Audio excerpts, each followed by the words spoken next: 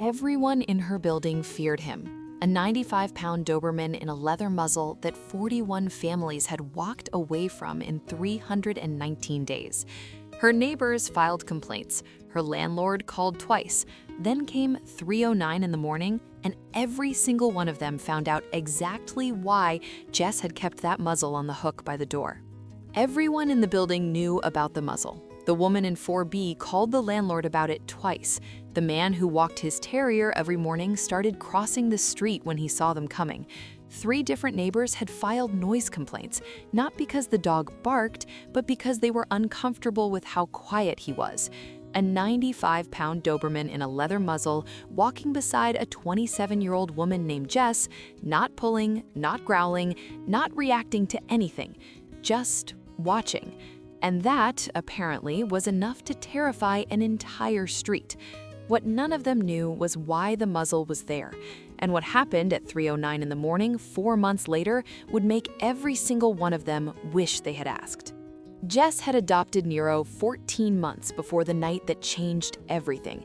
She had not planned it. She had gone to the shelter with her coworker to drop off supplies, blankets, food, towels, standard donation run, nothing more.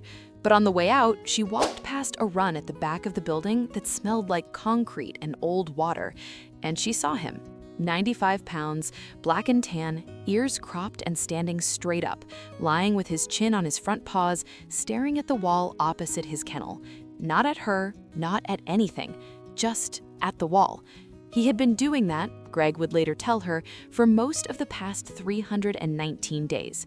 The shelter coordinator, a man named Greg, found her standing there 2 minutes later. He told her Nero had been at the shelter for 319 days. He had been surrendered by a protection dog training facility that had shut down operations. Nero had been partially trained: obedience, perimeter awareness, threat assessment, and then the program ended and he had nowhere to go.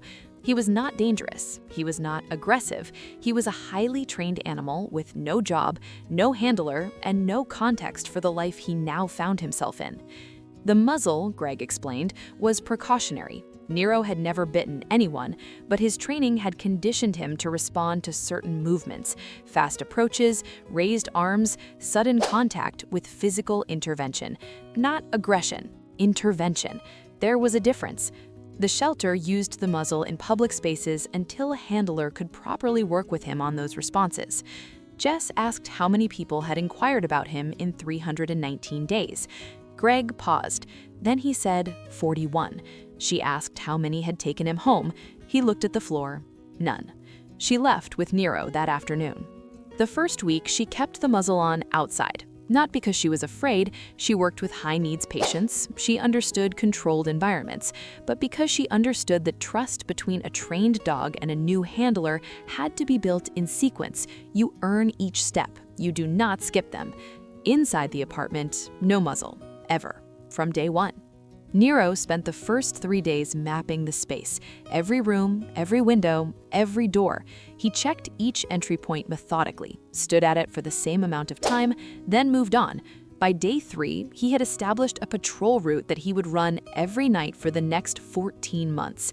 Living room window, front door. Kitchen door to the fire escape, bedroom window. Every 2 hours, without fail, without being asked. Jess did not sleep well the first week. By the second, she slept better than she had in years. Still here and haven't subscribed yet? That actually surprises me more than this story. Hit subscribe. The part that shocked everyone is still coming. By week 6, the muzzle came off on morning walks. Not because Jess decided it, because Nero demonstrated consistently that the trigger responses from his training had recalibrated to her presence. When someone approached fast, he moved in front of her. When a voice rose nearby, he turned toward it, assessed, and held position.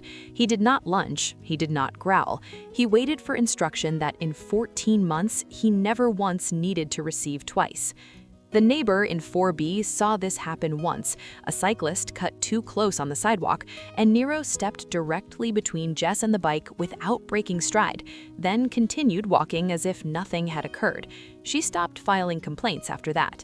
The man with the terrier stopped crossing the street by month 3. He started nodding instead. Neighbors who had once avoided the sidewalk when they saw them coming started watching from their windows instead. Not out of fear anymore, out of something closer to respect. There was a precision to the way Nero moved through the world that was impossible to ignore once you stopped being afraid of it. He was not a pet performing tricks for approval. He was an animal executing a purpose he had chosen himself. Nero did not play fetch. He did not do zoomies or steal food or bark at the television. What he did, every single day, was work. He monitored, he tracked, he remembered every person who had come to the door, every sound the building made at specific times of night, every small change that fell outside the established pattern of their life together. On a Tuesday in February, something fell outside the established pattern, 3:09 in the morning. Jess was asleep. Nero was mid-patrol. She knew his schedule well enough by then that she slept through it completely without stirring. Living room, front door, kitchen, bedroom. The same route he had run every night for over a year. But at 3:09, the patrol stopped. She woke to his weight on the bed beside her, something he had never done, not once in 14 months.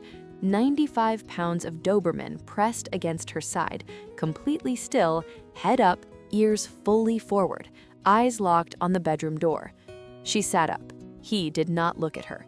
She heard it then, footsteps in the hallway, slow, stopping directly outside her door, then the sound, faint, deliberate, unmistakable, of something being worked into her lock.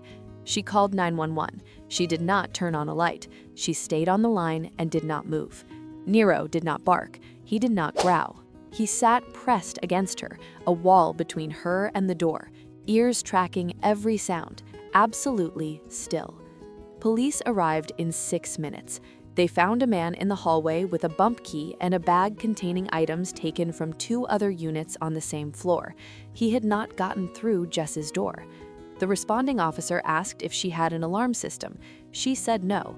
He asked what had woken her. She pointed at Nero, still stationed in the bedroom doorway, watching the hall.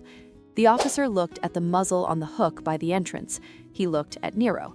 He said, slowly, "That dog just did what a trained officer would do." 319 days in a shelter, 41 people who walked away, a muzzle that made a whole street uncomfortable, and a patrol route he invented himself, ran without being asked, and never once skipped, because at some point in 14 months of silence, he had decided that Jess was the job. Not every dog that wears a muzzle is dangerous. Some of them are just waiting for the right person to understand the difference. Would you have adopted a muzzled dog with a 4-page file, or walked away like the other 41? Tell me in the comments.